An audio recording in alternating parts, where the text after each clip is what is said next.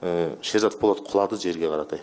Ол неден құлағанын мен білмейді екен, мен шалынып құлаған шығар дедім. Сол кезде ол отырып скорый деп бақырған кезде барып тептім и ұрдым. Сол кезде арқамнан біреу тартты, қарасам танымайтын әскентай дархан екен. Соны танымағандықтан оны 2 рет ұрып жібердім сол кезде.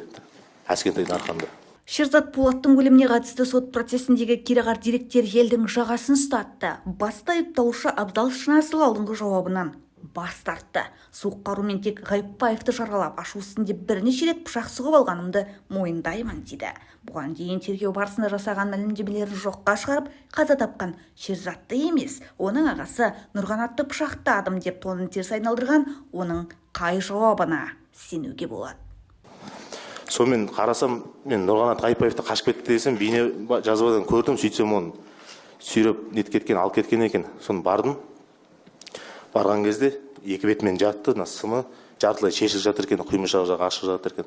Соны төс қалтамда пышақты алдым да, пышақтың ұшымен 1-2 сантиметр ұстап, жамбасына 3 рет сұғып алдым сол кезде. Сіз не себепті пышақпен жәбірленушінің құйрығына тықтыңыз? Нұрғанаттың жамбасына, құйрығына? Мылтық атқаннан кейін ашу ызасы үстіне түсіп кеттім, ашуға түсіп кеттім. Оны мойындаймын, ашуға түсіп, ашуланып тыққанымда. Бірақ өкінемін оған. Оны өлтіру мақсатыңыз болды ма? Өлтіру мақсатында тыққан жоқ, мен оны құймышақ жанды жер емес екен білем де. Соны әтей пышақтың ұшымен сол кезде 3 рет тығып алған болатын. Содан кейін пышағымды алдым да ар жаққа барып лақтырдым, оның қапшығы болатын, көзілдіріктің қапшығы. Соған бүйтіп салып қойған болатын, қалтаны тез кетпесін деген. Соны алдым да қапшығын бір бөлек, пышақты бір бөлек лақтырдым сол жерде.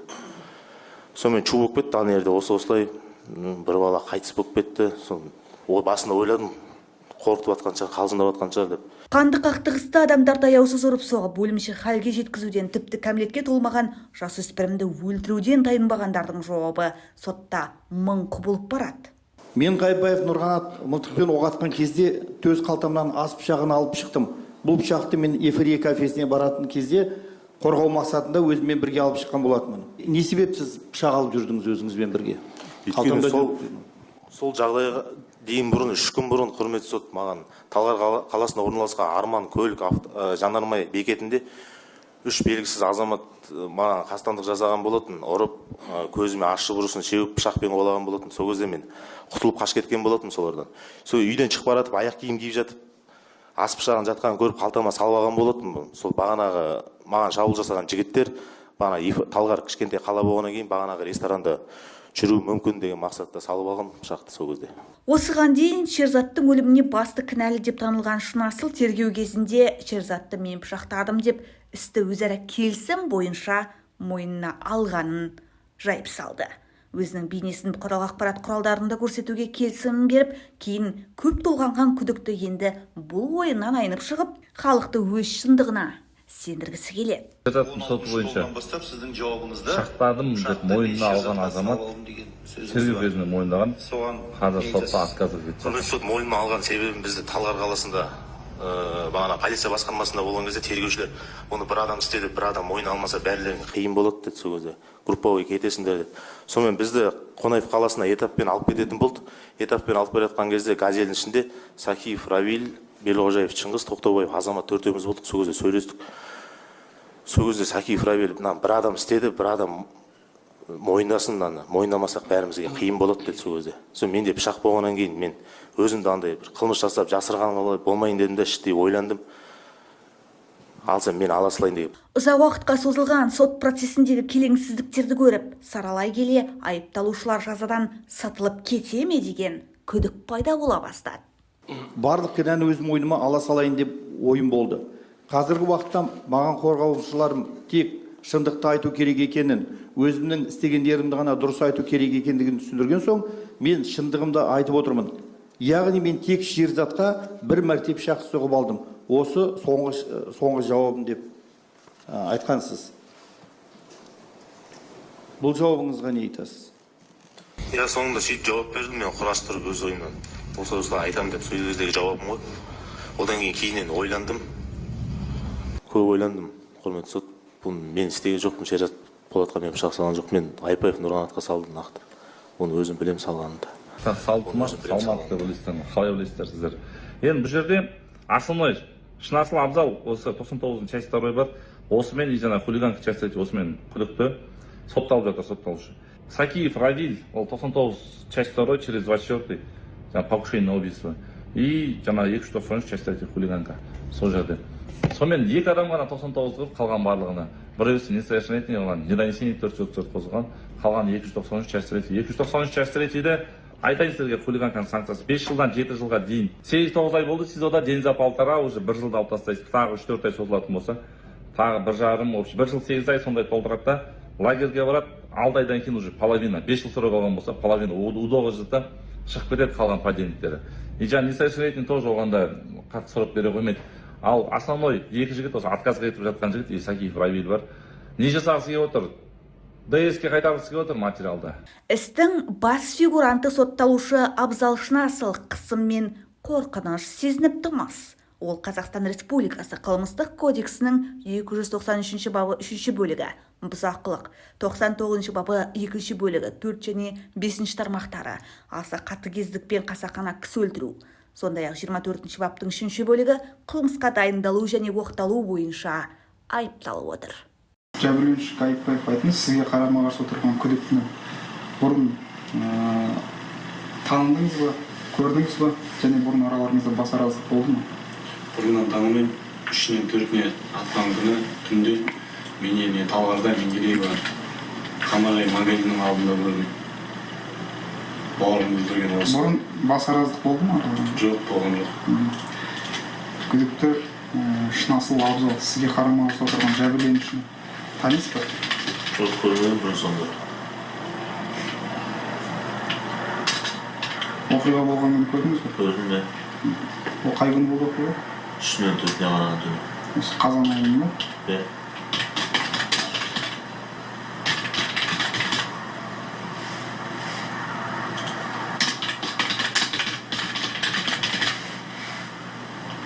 Қай жерде көрдіңіз? Сол дүкеннің астынан көрдім. Қай дүкенде?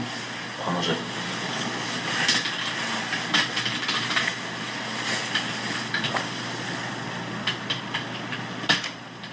Бұрын араларыңызда бас араздық болды ма? Жоқ, болған жоқ. Жәбірленуші Айыпбаев сізге сұрақ, 2024 жылдың қазан айының 3-нен 4-не қараған туралы болған оқиға туралы айтып бере аласыз ба? Сағат 11:30-да ағам жеңгеме звондайды. Срочно магазинге келші дейді. Менің машинамды жүрген бауырым біреуді ұрып қойды дейді. Срочно келші дейді. Все хорошо деймін да, сол жерде орнымнан тұрып, барынша тез магазинге жетемін. Магазинге жетсем Дархан деген жігіттің екеуі араздық қалыпты, екеуі төбелесіп қалған. Сосын сол жерден сөйлесіп тұрған кезде ол Нұрбол деген жігіт шақырады. Нұрбол. Кім шақырады? Дархан деген. Нұрбол шақырады. Нұрбол тұрады да мамарға звондайды. Кімді? Нұрқиясқа, Абзалға, Чинаға, Чикаға звондайды сөйтіп тұрып, телефоннан тұрып. Қайта звондайды. Негізінде ол жерде қалай басында біз келістік Нұрбол екеуміз. Бол, брат, ертең келесің, сөйлесеміз, шешіледі деп, қол береді, бір кетеді. Одан қайта айналып келеді, тағы екінші тағы сол сөзді қайтадан қазады да бұлар. Сол кезде тағы айтады. Мен жігіттер болды осы жерде, осы әңгіме болды, ертең келейік, шылағансыңдар, ертең сөйлесейік, отрезу, сау кезіңізде. Деп мен оларға ескертіп, бұлар қайтарам. Бірақ бұл бірінші кеткен кезде кетеді, екіншісінде кетпейді, бұл тарапта сол жерден балалар жинап тастайды. Сол кезде балалар келіп, бірінші Hyundai Accent келіп тоқтайды.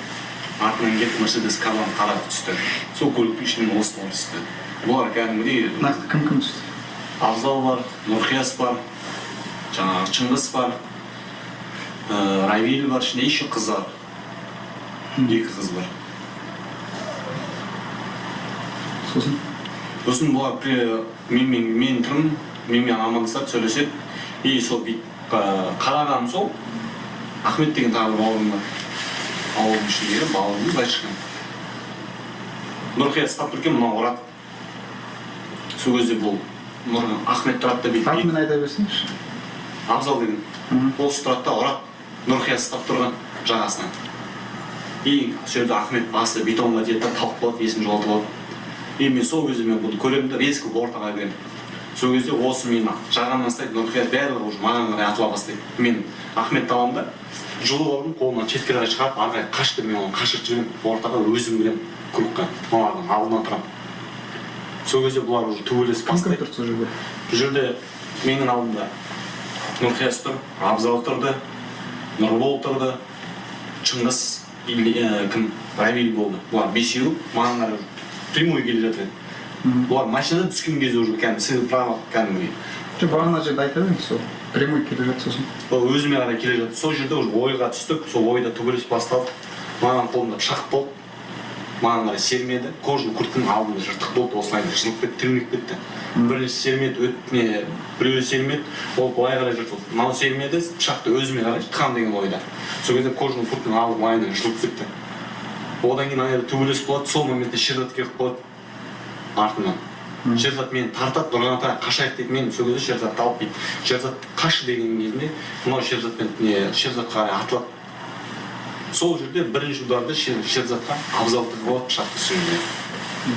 Одан кейін ана жақта Шерзат Нұрғанатқа срочно келшіп, Абзал бірнеке тығып алды деп маған айғайлады жан дауыспен. Мен бардым. Жігіттер тоқтаңдаршы, өтінемін, кішкентай бала ғой деп. Мен сол жерде айттым маған көзінше. Шерзат марқұм болмай тұрып айттым, төбелес болмай тұрып айттым. 16 жастағы баланы не үшін келдіңдер, ұруға келдіңдер ме, сонша адам болды деп. Сосын бір кезде бұлар тұрады да сол жерде. Ана жақта Шерзат айғайлайды. Мен жүгіріп барам, құшақтаймын. Шерзат деп енді өзім мендік болған сразу көмейім көрсетейін деп тексеріп бастаған кезде сразу байқадым, что сол жағынан қабыр арт жағынан бір кәдімгі пышақтың терең кіргенін өйткені аузынан лықылдап қан шығып жатады 16 жастағы баланың. И мен айтамын, айғайлаймын, мен жігіттер тоқтаңдаршы, скорый шақырыңдаршы, скорый деп айғайлаймын жан даусымен. Бұлар оған қарамайды, уже мен бір қараған кезінде Нұрқиястың қолында мылтық, мынау қолында пышақпен, мана Нұрқияс, Абзал, Шыңғыс, Равиль, тағы бір сақалды бала болды іштерінде. 7-8 бала болды, мен примерно аттарымды, сол 7-8 бала болды, бұлар маған қарай келе жатады бізге қарай. Мен түсіндім, что бұлар уже добивать етіп тастайтын. Барынша максимум Шерзатты қойдым алып тығам, біреу тебеді, біреу көтереді. Мен артымнан келіп пышақ сұққан кезде мынау сұқты. Ал кім? Мына тағы Равиль бар ішінде. Футболкаға жүрген. Ол сол да келіп артымнан келіп пышақ сұқты.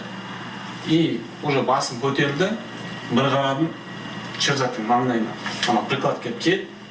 Бұрылғаным сол, уже менің артымнан келді да сол жерден талды. Ал ар жағын уже полностью мен видеодан көремін. Уже сол жерден талып қалды, есімде қалды ол.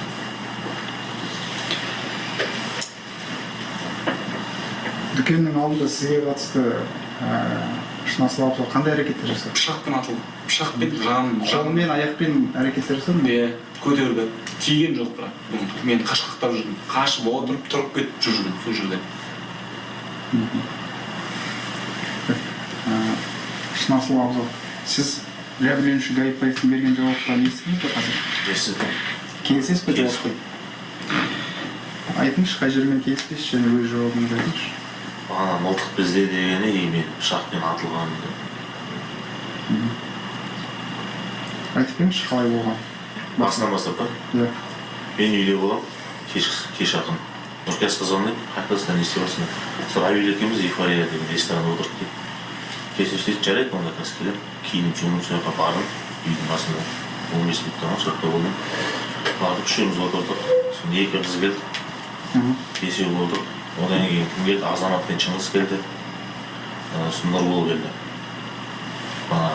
Ресейде трезвый. Отырдық, сыра ішіп, бийлеп сөйтіп жүрдік.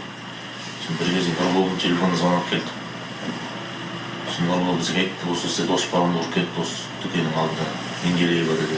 Атын айтқан жоқ, дүкен Менделеева ұрып кетті. Жүріңдерші деді, оған ешкім мән берген жоқ, біз қайтадан обратно таныс болып кеттік. Сосын келсек Нұрбол жоқ екен, Нұрбол айтып десе кетіп қалды жалғыз дейді. Сосын інісі бізде атқылып бара Азамат деген туған інісі бар. Кейін Нұрбол сол жаққа барады. Кейін Нұрбол звондайды Азамат туған інісіне. Тез келіңдерші мына жақта деген, короче, таяқ жеп отырық деп. Сосын Азамат пен Шыңғыс сыртта мәшиненің оталдырып алған сыртта тұр. Сосын маған звондайды Азамат. Абзал тез балаларды алып шықшы, ана жаққа барайық, осы жауап жатыр екен дейді. Сосын давай балалар кооператив ресторан жабылып отыр, счетты төлеп, содан шығамыз. Шыққанда бәрі мәшіп отырып, жалғыз өзім сыймай қалған машинеге, қабанға. и кабан кетеді, сол жақтан мен таныс жігітімді көріп қалып шанспен жүреді. Соны хабарластым, осы осылай апарып тасташы, мен де ана кабанның артынан дейді. Отказ береді, мен тұрғанда қоймай тағы айтамын, сосын апарып тасташы срочно дейді. Жарайды дейді, кабанның артынан кетеміз. Сонымен жетпей жатқан кезде ана қыздың біреусі маған жазады WhatsApp-қа. Абзал қаяқтасың, мына жақта қырылып жатыр дейді. Мен қазір келемін дедім, уже жақындап мен келіп жатыр. Жастар стадионнан бұрылып жатқан кезде жазып қалды. Сосын келсем қырылып жатыр екен, соған жетпей бағана машинаны тоқтаттым. И түсіп кетіп қалды, машинасы қалды кетіп қалды. И арасына келіп кеттім, сол кезде байқағанмын, сосын анық байқадым. Бұған қарата жүгірдім, ұрдым, тиді ма тимеді ма білмеймін. И сол моментте бұл ар жаққа қараған екінші магазин жаққа қарата жүгіріп кеттім. Машинеден алып шықтым, мылтығын бір жерден алып шықты, келе жатып бағана екі көшенің ортасында біраз аспан қақты ғой, айғара. И сол моментте қатып қалдық біз. Нұрқияс тұрды алдында, мен тұрдым, қалған балалар қыздар артта тұрды. Екеуміз қатып қалдық, оқтатты, екінші жерді қаратты. Сол кезде бізге атақты, білмеймін қалай тимеген, құлақтың қаратты, чыңмен атақты. Сол моментте бағана шержап дейді, марқым жүрді, маған раздаумен жүгірді. Пышақ шығардым да, сосын сілтеп қалып тоғанын мақсатым. Сосын бұлар жоғары қарата кетті. Сілтеген кезде. Төмен қарата сілтеген, бірақ білмеймін нақты қай жерін көздеген жоқпын. Шопер составлен мылтық шығарған кезде қатып қалдық біз. Сосын бағана екі магазин ортасында көше бар, сонымен жол қарата жүгірді бұлар. Сосын жүгірді, сосын Шежат деген бала жатты, мына жігіт басында отырды өстіп. Сол моментте бардым да, мына жігітті теттім и ұрдым. И бағана Дархан деген жігіт, магазинге келген жігіт. Сол мен егімнен тартып жатыр екен да, мен осылар жағы екен деймін, соны байқамай соны ұрып жіберемін. И сонымен аяқта не болды, кімнің кім несі отқанын білмеймін. Мен өз жан-жағыма қарап жүрдім. Бір бірдеңе істеп кетпесе екен деп. Сонымен төмен қарата ашқанда мына жігіт талып атты жерде, екі бетімен жатты. И мына сымы жартысы шешіліп жатты. Сол моментте келдім да, 300-нің жамбасына пышақтың ұшын шеше салдым. Сосын кеттік, сосын қабанға бәріміз отырдық та, қыстырып соны кеттік.